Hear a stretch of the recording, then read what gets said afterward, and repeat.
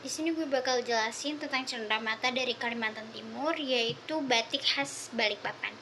Jika Anda ingin membeli oleh-oleh menarik dari Kalimantan Timur, cobalah membeli kain batik khas Balikpapan. Sudah banyak travel membeli kain batik khas Kalimantan Timur ini sebagai oleh-oleh. Maka dari itu, ada banyak motif dari corak warna bisa Anda lihat, kemudian membelinya sebagai buah tangan saudara ataupun teman. Banyak kalangan menilai bahwa batik khas Balikpapan ini memiliki corak warna lebih berani, kemudian dari segi motifnya juga lebih beragam. Jadi tidak ada salahnya jika Anda membeli batik khas Balikpapan sebagai oleh-oleh. Assalamualaikum warahmatullahi wabarakatuh. Perkenalkan, nama saya Muhammad Rahman Anwar dari kelompok Kalimantan Timur. Saya akan menjelaskan tentang cenderamata khas Kalimantan Timur. Selain batik Balikpapan, ada satu lagi cenderamata khas Kalimantan Timur, yaitu kain songket Balikpapan. Kain songket merupakan kain tenun tradisional yang ditenun menggunakan tangan. Kain songket Balikpapan dapat dijadikan sebuah cenderamata untuk keluarga, saudara, teman, hingga tetangga di sekitar rumah. Kain songket Balikpapan memang dikenal memperlihatkan corak warna yang indah hingga motif yang unik. Ditambah lagi, kesan elegan sudah bisa ditampilkan secara sempurna, sehingga cocok untuk dijadikan sebuah oleh-oleh. Kain songket bisa dikenakan sebagai pakaian. Tidak hanya itu, kain songket juga bisa dijadikan sebuah dekorasi atau pajangan di rumah. Maka dari itu, jika Anda berlibur ke Kalimantan Timur, cobalah untuk membeli kain songket Balikpapan sebagai cenderamata, meskipun dari segi harga terbilang cukup mahal. Sekian dari saya, kurang lebihnya mohon maaf. Wassalamualaikum warahmatullahi wabarakatuh. Kalimantan Timur memiliki beberapa senjata tradisional yang eksotis dan kaya akan budayanya. Beberapa di antaranya yang akan dibahas adalah mandau, bujak, gayang, dan sumpit. Yang pertama ada mandau. Mandau merupakan senjata sakral yang hanya digunakan oleh raja atau kepala suku. Mandau memiliki panjang kira-kira 50 cm dengan jenis yang berbeda dilihat dari lengkungan bilahnya. Ciri khas lain dari mandau adalah ukiran pada nikahnya yang gak terlalu menonjol serta lubang pada bilang yang ditutup dengan emas atau tembaga. Bentuk hiasan pada mandau juga menjadi pembeda antar masyarakat suku Dayak yang satu dengan yang lain. Yang kedua ada bujak. Bujak adalah senjata tradisional Kalimantan yang mirip dengan tombak, namun bedanya ada pada tangkai yang terbuat dari kayu lilin dengan mata besi. Bujak memiliki panjang sekitar 3 meter. Umumnya masyarakat Dayak akan memberikan racun getah dari pohon ipuh yang bertujuan agar senjata bisa lebih mematikan. Penggunaan senjata ini umumnya akan digunakan untuk berburu hewan di hutan. Yang ketiga adalah gayang. Gayang adalah senjata tradisional yang memiliki bentuk seperti mandau. Namun, perbedaan dari kedua sisi senjata ada pada ukuran gayang yang lebih panjang daripada mandau, serta model bilah dan juga sarung parang yang melengkung seperti parang ilang yang berasal dari Dayak Iban. Pembuatan gayang juga melalui ritual-ritual tertentu seperti pembuatan mandau. Yang keempat adalah sumpit. Sumpit atau sipet adalah senjata tradisional Kalimantan Timur yang umumnya digunakan dengan cara ditiup untuk mengeluarkan mata sumpitnya. Sumpit biasanya dipakai oleh masyarakat untuk berburu ataupun digunakan sebagai senjata dalam pertempuran perang. Keunggulan sumpit adalah dapat menembak dengan jarak jauh, yaitu sekitar 200 meter dan tidak akan mengeluarkan suara sama sekali. Di dalam adat Dayak, senjata yang satu ini juga dibuat sebagai mas kawin. Jadi, bagaimana sih awal terbentuknya Provinsi Kalimantan Timur itu?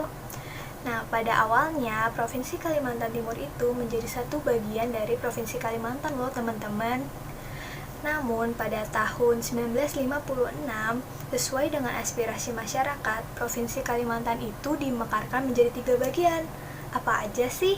Nah, yang pertama itu ada Kalimantan Timur, yang kedua ada Kalimantan Selatan, dan yang terakhir ada Kalimantan Barat. Sejarah kerajaan yang ada di Kalimantan Timur. Yang pertama, Kerajaan Kutai. Kerajaan ini terdiri pada abad keempat di Muara Taman. Kerajaan ini menjalin hubungan dengan India, jadi tidak heran kerajaan ini menjadi pusat penyebaran agama Hindu. Pendiri kerajaan Kutai adalah Kundungga, sedangkan raja pertama yang resmi berkuasa di Kutai adalah Aswaman. Yang kedua ada Kesultanan Berau, sebuah kerajaan yang berdiri di wilayah Kabupaten Berau. Kerajaan ini berdiri pada abad ke-14 dengan raja pertama yang memerintah adalah Badit Dipatu. Tlung. Yang ketiga ada Kesultanan Gunung Tabur. Kerajaan ini merupakan hasil pemecah dari Kerajaan Berau. Kerajaan Berau dipecah menjadi dua, yaitu Kerajaan Sambailung sama Kesultanan Gunung Tabur sekitar tahun 1810. Yang keempat ada Kesultanan Sambaliung. Sultan Sambaliung pertama adalah Sultan Alimuddin. Terakhir ada Kesultanan Bulungan. Berdiri di wilayah pesisir Kabupaten Bulungan. Kesultanan ini berdiri pada tahun 1731. Raja pertama adalah Wira Amir. Kota-kota yang ada di Kalimantan yaitu Kota Samarinda, Kota Balikpapan, dan Kota Bontang. Kabupaten yang ada di Kalimantan yaitu Kabupaten Kutai Kartanegara, Kabupaten Kutai Timur, Kabupaten Berau, Kabupaten Pasir, Kabupaten Penajam Pasir Utara, Kabupaten Kutai Barat, dan Kabupaten Mahakam Ulu. Provinsi Kalimantan Timur selain sebagai kesatuan administrasi, juga sebagai kesatuan ekologis dan historis. Kalimantan Timur sebagai wilayah administrasi dibentuk berdasarkan Undang-Undang Nomor 25 Tahun 1956 dengan gubernurnya yang pertama adalah APT Pranoto. Nah, berikutnya, beragamnya budaya di Kalimantan Timur menyebabkan banyaknya bahasa daerah yang digunakan. Salah satunya terdapat 8 ragam bahasa yang biasa digunakan oleh penduduk Kalimantan Timur. Yang pertama, pastinya bahasa Indonesia. Bahasa Indonesia ini adalah bahasa yang sehari-hari digunakan oleh penduduk di Penajam Pasir Utara. Hal ini dikarenakan bahasa Indonesia itu mudah untuk dikenali dan juga dimengerti oleh berbagai suku yang ada di kawasan ini, seperti suku Banjar, Bugis, Jawa, Nusa Tenggara, Sumatera, Maluku, dan juga Dayak Pasir. Yang kedua ada bahasa Pasir. Umumnya digunakan di pedalaman Kalimantan Timur. Contoh bahasa Pasir ini adalah isi kabar yang artinya apa kabar, dan juga guen yang artinya baik. Yang ketiga ada bahasa Banjar. Bahasa Banjar umumnya digunakan oleh suku Banjar yang banyak ditemukan di Kalimantan Timur. Ciri khas dari bahasa ini adalah penyelipan kata kah pada setiap ujung kalimatnya. Dan yang keempat ada bahasa Kutai. Bahasa Kutai adalah bahasa Melayu yang berkembang sejalan dengan perkembangan suku Kutai di Kalimantan. Selanjutnya yang kelima adalah bahasa Melayu Berau. Bahasa Melayu Berau ini digunakan oleh orang-orang suku Berau yang berada di Kabupaten Berau, Kalimantan Timur. Nah, ternyata bahasa Berau ini mirip dengan bahasa Melayu Sabah dan bahasa Melayu Brunei. Dan juga, bahasa Melayu Berau ini merupakan salah satu dialek Melayu lokal, sehingga dapat disebut bahasa Melayu Berau. Yang keenam adalah bahasa Melayu Kutai Tenggorang. Bahasa ini juga dikenal sebagai bahasa hilir, digunakan oleh orang-orang di daerah Kabupaten Kutai Kartanegara bagian timur Kalimantan Timur dan Samarinda.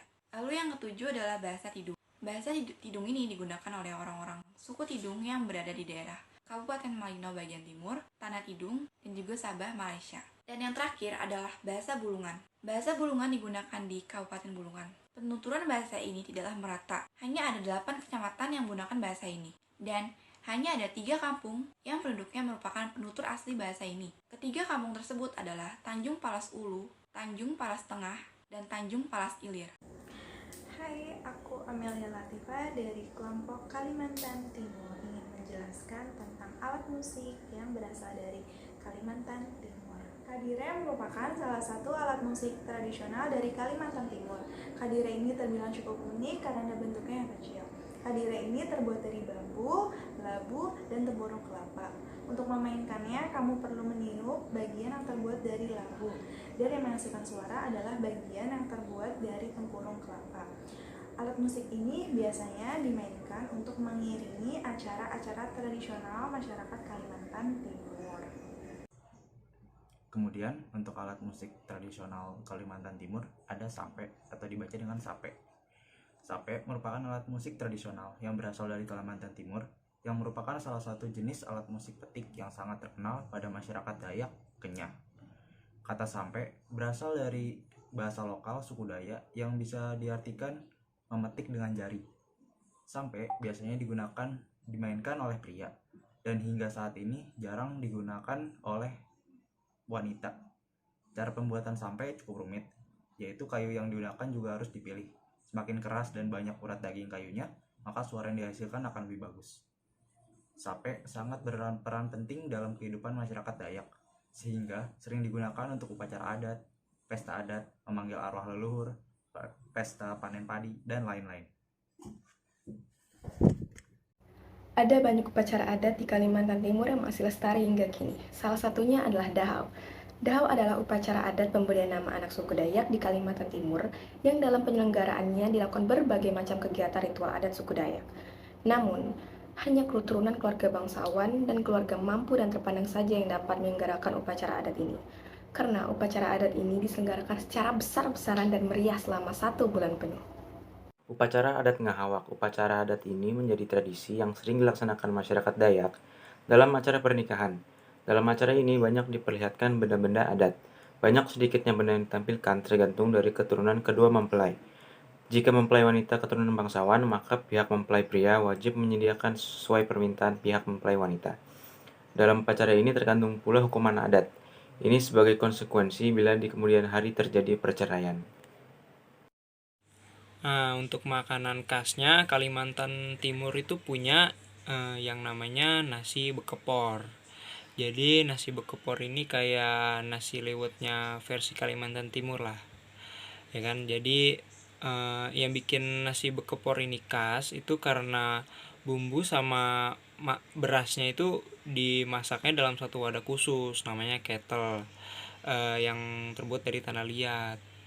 Terus biasanya nasi bekepor ini dimakannya pakai ikan asin, telur asin, sama sayur asam kutai. Nah, seperti yang tadi sudah dijelaskan oleh Julio teman saya Rizky akan menjelaskan tentang makanan sayur gangsang asam. Sayur gangsang asam adalah suatu menu sayur yang isinya terdapat ikan tapi memiliki kuah rasa sayur asam. Kenapa makanan ini disebut unik dari Kalimantan Timur? Karena banyak sekali ada dua bahan yang tidak biasa, seperti ada terong Dayak dan juga dicampur dengan jeruk nipis supaya bisa menjadi rasa yang sangat asam. Nah, di mana lagi kalian bisa nemuin sayur asam tapi dalamnya ikan? Cuma di Kalimantan Timur dong. Terima kasih. Anissa dari kelompok Kalimantan Timur. Saya akan menjelaskan bagian-bagian baju dari tari kancet. Yang pertama ada perisai atau kelembet untuk menangkis musuh. Yang kedua ada mendal, senjata utama dalam melawan musuh. Yang ketiga ada topi atau beluko, mengandung banyak ilmu kekebalan tubuh. Kalung sebagai penangkis dari musuh yang terbuat dari gigi macan. Rompi atau besunung yang terbuat dari kulit harimau yang berfungsi sebagai ketebalan senjata. Yang keenam ada ikat kepala atau lumbung yang terbuat dari burung enggang yang terikat pada kepala. Terima kasih.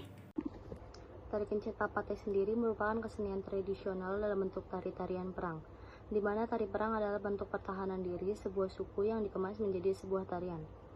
Tari ini bercerita tentang seorang pahlawan Dayak Kenya di Kalimantan Timur yang sedang berperang melawan musuh.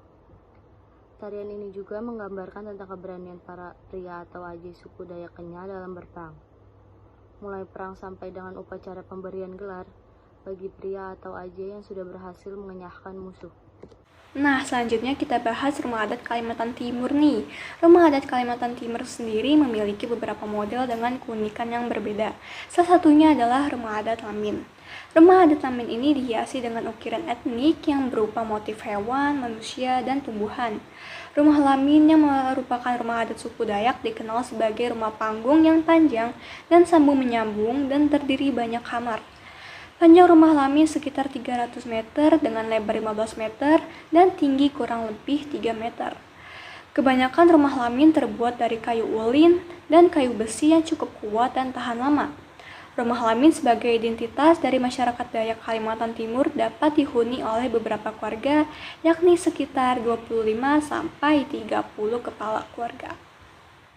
Yang kedua ada rumah adat Bulungan. Bangunan rumah adat ini berbentuk formal dan simetris hasil pengaruh zaman kolonial. Biasanya rumah adat ini memiliki tiang penyangga yang megah yang menopang bagian atap rumah berbentuk 3 limas. Tiang ini mewakili sejarah 3 kerajaan di Bulungan. Tidak heran apabila pada masa kerajaan, rumah adat Bulungan sering menjadi tempat pertemuan kesultanan. Ukiran pada bagian 5 segitiga menggunakan motif bunga dan tanaman sebagai gambaran karakteristik masyarakat setempat.